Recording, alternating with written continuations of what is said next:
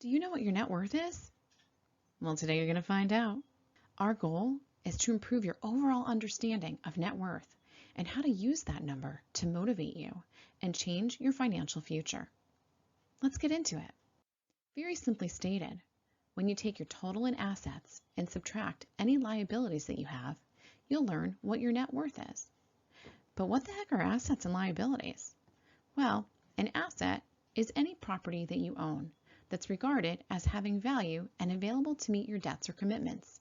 It's something that you can turn into money.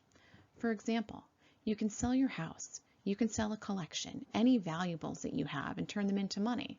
Those are considered assets, along with any cash and any investments that you have and can liquidate. A liability, or what you owe, is a financial obligation that you will need to meet. Things like credit card debt, student loans, or a car loan that you may have.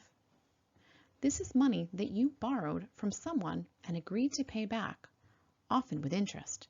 Those are your liabilities. Now, the difference between the two is your net worth. Let's break it down a little further. Let's start with any assets that we may have. These are the things that we own. Let's say that we have a house and it's worth about $300,000, but we still owe $250,000 on our mortgage. That difference is the equity we have in our house, and that equity is considered an asset. So in this scenario, that equity that we have in that house is considered an asset, and that asset is equivalent to $50,000. In our last video, we talked all about savings accounts. Remember that emergency fund that we talked about, where we saved up 3 to 6 months of expenses? It's also considered an asset, as it's cash. I want you to think about any other investments that you have, any savings accounts, because those are also considered assets. Do you have anything invested in the stock market? Do you have a 401k with work or a Roth IRA? If you do, that money is also considered an asset. So if we take that stock market money, that investment that we have, and we add it to our list of assets along with the value of our house and any savings we have, that means our total assets are equivalent to $116,000. That feels pretty good, right? That feels like a pretty good number. Now let's take a peek at what we owe.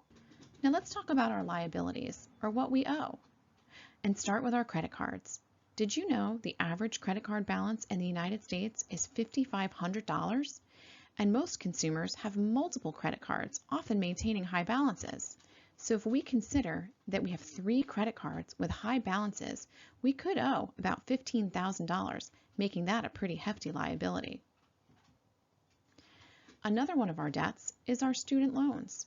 In order to finish school, we had to take out 3 separate loans. When added together, total $95,000. Yikes, that's a big debt. And on top of all that credit card debt and student loan debt, we felt like we worked really hard in college and deserved a new car, so we financed one for $45,000. Now, when we add all of our liabilities together, we actually owe $155,000. Do any of you remember what the total of all of our assets was? How are we looking right now? Now remember, our assets minus liabilities equal our net worth. So if we have $116,000 in assets, what we own, and we subtract that $155,000 in liabilities, or what we owe, we actually have a net worth that's in the negative. It's negative. It's a negative $39,000. Isn't this supposed to be a positive number? Well, yes, that's the goal. But oftentimes, if folks aren't paying attention to their personal finances, they'll find that they've created quite a pile of debt that they need to now dig out of. So now what? What are we going to do with negative $39,000 in net worth? Well, I'm going to tell you. We're going to dream. We're going to dream of better things, because a negative net worth, that's not the dream, guys. So what's your dream? What do you want to do? Do you want financial freedom? Do you want to stop living paycheck to paycheck? Are you thinking of maybe you can create your own passive income stream? Think about what's important to you and let that motivate you to make the changes you need to create a better financial future for yourself and your family. Maybe you dream of hitting the open road and you want to do some traveling and see the beautiful country that you live in. Or maybe you want to buy a little RV and spend your days camping, surfing, take up the guitar. Or maybe you're like me and you seek the warmth of a greenhouse, the smell of dirt, and the joy of growing things. Whatever your why, find it. Start making a plan to increase your net worth. So how do we do that? Let's look at the 5 simple steps that you can take to start digging out of that debt. Number 1, I want you to live below your means.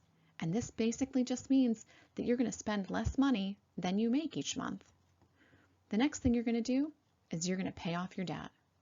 Now, I want you to take a peek in the description below because I want you to look at the next video, which is all about figuring out your debt, how much debt do you have, and how to get out of it. Because if you don't, you're never going to be able to improve upon your net worth. The third thing I want you to consider is building that emergency fund.